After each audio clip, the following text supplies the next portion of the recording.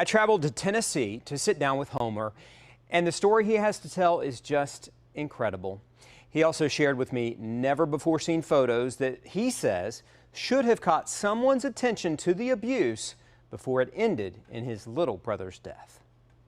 This is the face of an abused child. We found a picture from 2005 that was Colt's school picture. Colton Clark's brother Homer knows you've only seen the smiling picture of his brother that was in the news. But he showed me another one, and he wants you to see the abuse of his baby brother. In the picture, he has a huge bruise on his arm. He's got a bruise on his eye and a bruise on his lip, and that no one ever reported it. Never reported. And the brothers were hushed by their guardians, their aunt and uncle. The fear's tremendous. That's the worst part. You wake up every day and you just have that pit in your stomach of, you're just scared. You don't know what's going to happen. You don't know what to expect. It's just, you wake up and it's like living in hell. This photo would be Colton's final school picture.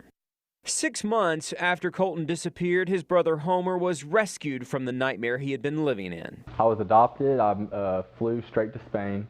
That was the first time I'd ever been on an airplane. His adopted father treated him well, and after a couple of years, they moved back to the States and he settled in Tennessee. And that's where we traveled to see him. Homer wanted to show us that despite the odds, he's made a success of his life. I played baseball, and we won state my senior year. And I was lucky enough, I got a full ride to go to college. With an education behind him and new goals ahead, he landed a career in landscaping design.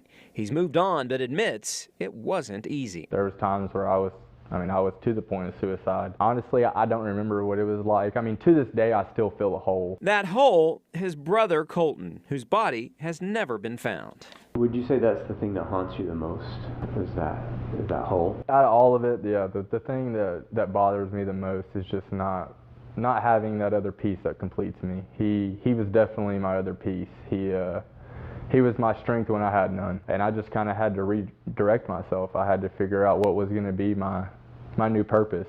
The new purpose is to be a voice for the abused. You can't expect a little beat kid to come forth and tell on the 300-pound man that's beating him.